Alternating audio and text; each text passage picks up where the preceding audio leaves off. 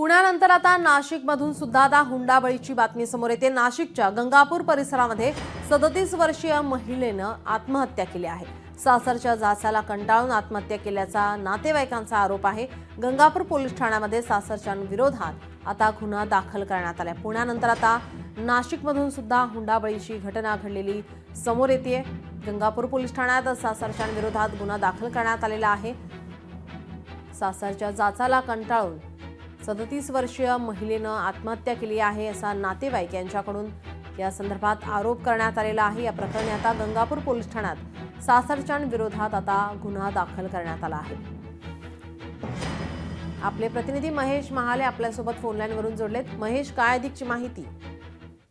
नीलम, खरं तर पुण्याची घटना ताजी असतानाच आता नाशिकमध्ये देखील अशीच एक घटना घडलेली आहे। वैष्णवी हगवणे प्रकरणानंतर नाशिकच्या गंगापूर रोड परिसरात असलेल्या 37 वर्षीय महिलेने गळफास घेऊन आत्महत्या केल्याची घटना समोर आलेली आहे आणि सासरच्या जाचाला कंटाळून ही आत्महत्या केल्या असल्याचा खरं तर महिलेच्या नातेवाईकांचा आरोप आहे। या प्रकरणी नाशिकच्या गंगापूर पोलीस ठाण्यामध्ये गुन्हा दाखल करण्यात आलेला आहे। आता या संदर्भात पोलीस अधिकची चौकशी करत आहे। सासरच्या जाचाला ही कंटाळून केली असल्याने आता पोलिसांकडनं सासरच्या मंडळींचे जाबजबाब जे आहे ते नोंदविण्यात येत आहे। आता या प्रकरणामध्ये खरं तर भाजपच्या नेत्या चित्रा वाघ यांनी देखील या प्रकरणाची माहिती घेतलेली, त्यामुळे आता पोलीस देखील ऍक्शन मोडवर येऊन या सगळ्या घटनेचा जो आहे तो तपास करताना आपल्याला दिसून येत आहे। आपण दिलेल्या सविस्तर माहितीसाठी